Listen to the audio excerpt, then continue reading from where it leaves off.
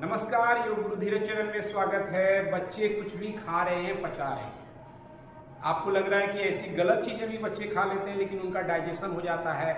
हम सही चीज भी खाते हैं तो हमें एसिडिटी, गैस की समस्या हो जाती है। आपको लगता होगा कि आखिर बच्चे और हमारे में अंतर क्या है। उसी चीज को खा के हम परेशान हैं, बच्चे लेकिन आनंद ले रहे हैं। ऐसा नहीं कि बच्चे का डाइजेस्टिव सिस्टम नया है और आपका पुराना, इसीलिए प्रॉब्लम हो रहा है। असल प्रॉब्लम हमारा मन का है। बच्चे को मन नहीं होता, वो माइंडफुल होके कुछ भी काम करते हैं। निर्मल मन है, इसका डाइजेशन पे असर पड़ता है।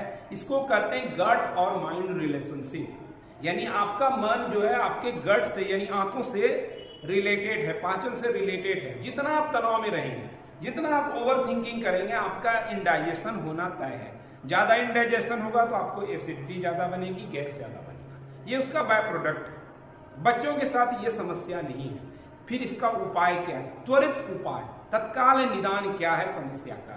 तो मैं कहता हूं कि भोजन के बाद आप प्राणायाम जरूर करें। अब आप कहेंगे यहीं पर कि अलग अलग लोग तो बोलते हैं कि भोजन के बाद योग करना ही नहीं चाहिए, और आप कह रहे हैं कि प्राणायाम करना चाहिए। भोजन के बाद योगासन की मनाही होती है, क्योंकि हम जब भोजन करते हैं, कई फॉरवर्ड बेंडिंग करते हैं, कोई ट्विस्टिंग के आसन करते हैं, तो हमारा पेट दब सकता है और भोजन के रहने से हमें दिक्कत हो सकती है। लेकिन प्राणायाम करेंगे, ध्यान करेंगे, रिलैक्सेशन टेक्निक करेंगे तो हमको लाभ ही मिलने वाला है, नुकसान नहीं। दूसरी बात क्या है कि प्राणायाम में क्या होता है कि हम सांसों को लगातार देखते रहते हैं। आप इसीलिए जल्दी जल्दी वाला ब्रीदिंग नहीं करेंगे जैसे कपालभाति, भस्त्रिका, क्योंकि इसमें आप मन को ठहराते नहीं है बल्कि मन को और चंचल बनाते हैं। प्राणायाम में जब हम सांसों को ऑब्जर्व करते हैं, चाहे वो लंबी गहरी हो भी या नहीं, हमारा मन प्रेजेंट में आ जाता है, यानी स्थिर हो जाता है, शांत हो जाता है। जैसे ही मन शांत होगा, हमारा डाइजेस्टिव सिस्टम ज्यादा बेहतर काम करता है और हम भोजन को पचाने लगते हैं ठीक उसी तरह जैसा एक छोटा बच्चा करता है।